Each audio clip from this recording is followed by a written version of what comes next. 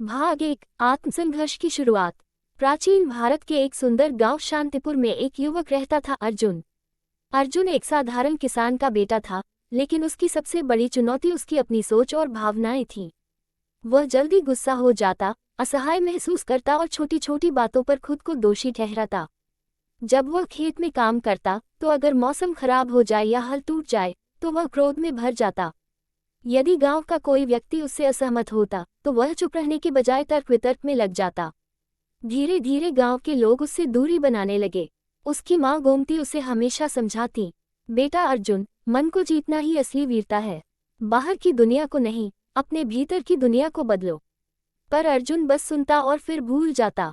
भाग 2 साधु का आगमन। एक दिन गांव में एक वृद्ध साधु आए। उनके चेहरे पर गहरी शांति और आंखों में करुणा थी। उन्होंने गांव के तालाब के पास डेरा डाला और हर दिन साधना करते। गांव वाले उनकी ओर आकर्षित हुए।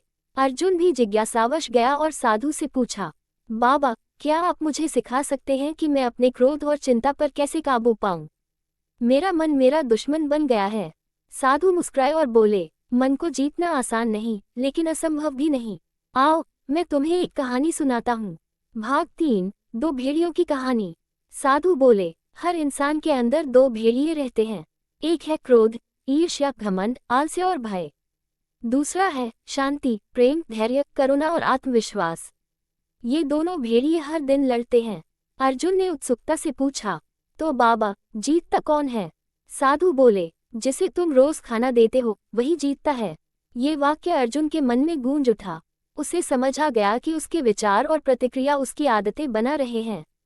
भाग 4 साधना की राह। अर्जुन ने साधु से दीक्षा ली और मन को नियंत्रित करने की यात्रा शुरू की। पहले पहल उसने ध्यान मेडिटेशन करना शुरू किया।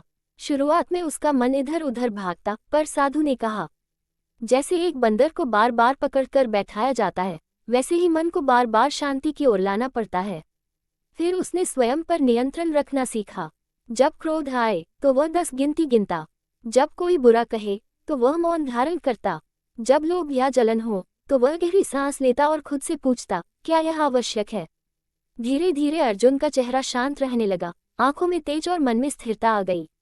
भाग 5 परीक्षा का दिन। एक दिन गांव में विवाद हो गया।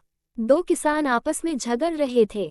भीड़ जमा हो गई। गांव का मुखिया नहीं था, इसलिए लोगों ने अर्जुन को बुलाया। एक समय था जब अर्जुन खुद लड़ाई करता था, पर आज वह अलग था। उसने दोनों को ध्यान से सुना, फिर कहा, हम सबके भीतर क्रोध है, पर अगर हम उसे जाहिर करें तो वह और बढ़ेगा। क्या हम उसे समझकर शांत नहीं कर सकते? दोनों किसान थोड़े समय में शांत हो गए। गांव वालों ने देखा अर्जुन अब वही नहीं रहा। भाग 6 माँ की आंखों में गर्व। जब अर्जुन घर लौटा, उसकी माँ मुस्कुराई, बेटा, अब तुझमें असली वीरता आ गई है, तूने अपने मन को जीता। अर्जुन ने विनम्रता से सिर झुकाया, माँ, मन को जीतना एक दिन का काम नहीं, ये रोज की साधना है। लेकिन अब मैं जानता हूं कि मन को बदलो तो दुनिया खुद बदल जाती है। भाग 7 आत्मनियंत्रण के सूत्र। कुछ समय बाद अर्जुन भी एक शिक्षक बन गया और गांव के बच्चों को सिखाने लगा, मन को समझो, दबाओ नहीं। हर विचार को आते देखो, मगर उसके पीछे मत भागो। क्रोध में मौन रहो और मौन में ही शांति पाओ। ध्यान और प्राणायाम से मन को काबू में रखो। सकारात्मक सोच को रोज भोजन दो। भाग 8 संदेश। मन को जीतना संसार को जीतने से कठिन है, लेकिन जिसने अपने मन पर विजय पाली, वो संसार को बिना युद्ध के बदल सकता है। अर्जुन अब मंजीत कहलाता था। उसके जीवन की कहानी गांव में हर बच्चे को सुनाई जाती। जिसने अपने अंदर के शत्रु को हराया, वही सच्चा विजेता है। भाग 9 आत्मज्ञान की ओर। समय बीतता गया। अर्जुन अब मंजीत गांव में केवल एक शिक्षक नहीं रह गया था, बल्कि आत्मनियंत्रण और संयम का प्रतीक बन गया था। दूर दूर से लोग उसे सुनने आते, कैसे एक साधारण किसान का बेटा अपने भीतर के तूफानों को शांत कर सका। एक दिन एक नौजवान रघु गांव में आया। वो शिक्षा में होशियार था, लेकिन भावनात्मक रूप से अस्थिर। बार बार डर जाना, जल्दी निराश हो जाना, लोगों से चिढ़ जाना उसकी आदत थी। उसने अर्जुन से कहा, गुरुजी, मैं मन को जीतना चाहता हूँ, लेकिन मेरा मन मुझसे तेज है, हर बार मुझे हरा देता है। अर्जुन ने मुस्कुराकर कहा, मन को जीतने के लिए लड़ना नहीं, देखना सीखो।